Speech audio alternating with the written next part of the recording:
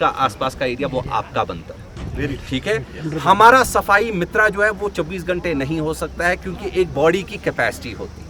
7 बजे से रात के 11 बजे तक कोई ऐसी बॉडी की कैपेसिटी नहीं है जो बैठेगा। बिल्कुल, आपको उनको इज्जत देनी है, ठीक है ना। अगर वो सुबह 7 से 2 बजे तक बैठता है, आपको उनका आधा लोड कम करना है कि अगर आपके आसपास एटलीस्ट डस्टबिन पे तो रखिए कल सुबह तक, उसमें तो कोई जाएगा नहीं।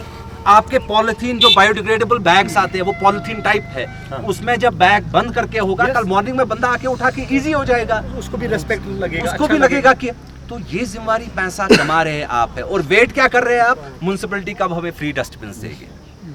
बहुत गलत बात है।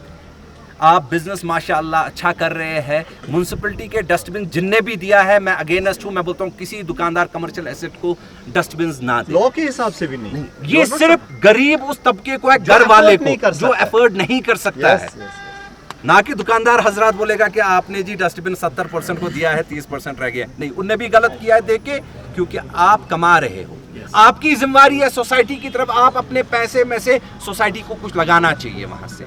सो इम्पोर्टेंट ये है, एक हफ्ते में हम सारे इकट्ठे बैठेंगे यहाँ पे, सारों के पास जो 2 चीजें हैं, प्रेसिडेंट साहब आप बैठे, ब्लू और ग्रीन डस्टबिन दिमाग में ठोस के रखिए, क्योंकि देख के ही हमें पता चलना चाहिए हमारे स्वीपर को ये ग्रीन डस्टबिन है, मुझे ये ग्रीन वेट गाड़ी में चढ़ाना है, खोलने की जरूरत ही नहीं पड़नी चाहिए उसको। ग्रीन जो है वो वेट वेस्ट। आपको 2 डस्टबिन रखने नहीं है, जिसका सिर्फ रेस्टोरेंट का काम है, वो 2 बिन रखेगा।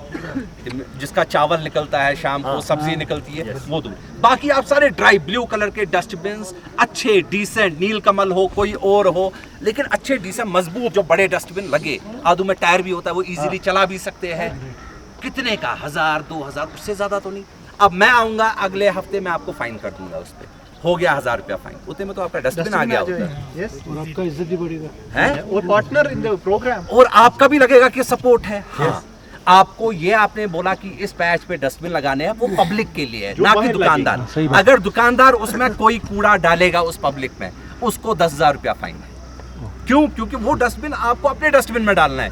ये वो है कोई टूरिस्ट गया वहां पे, वो रास्ते में चलते चलते खाई वो ढूंढने के लिए, वो उनके लिए है। हमने पहलगाम में डस्टबिन हटाए मार्केट, ये पूरे रेजिडेंशियल एरिया से, क्योंकि उसका रीजन ये था कि हम डोर टू डोर कलेक्शन करना चाहते थे। हम रास्ते में डस्टबिन का वो ये नहीं बने, यहाँ भी हम नहीं चाहते हैं कि वो डस्टबिन यहाँ पे स्मेल का कारण बने।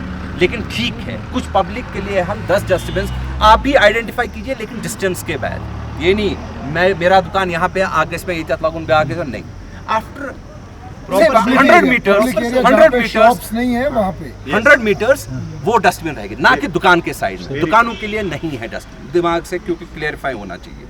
तीसरा, आपको मैंने ऑलरेडी बोला हुआ कि जहाँ पे टाइलिंग आपको जरूरत है, कोई भी आपको सफाई के रिलेटेड जरूरत है, कुछ ब्यूटिफाई करना है, हमारे पास एप्लीकेशन चाहिए, मैं आप ही की एप्लीकेशन देख के उस पर काम कर दूंगा। थैंक यू सो मच आपका आने का। मैं एडी साहब से बोलता हूँ प्लीज़ ये भी ऐड कर ले कुछ इसमें।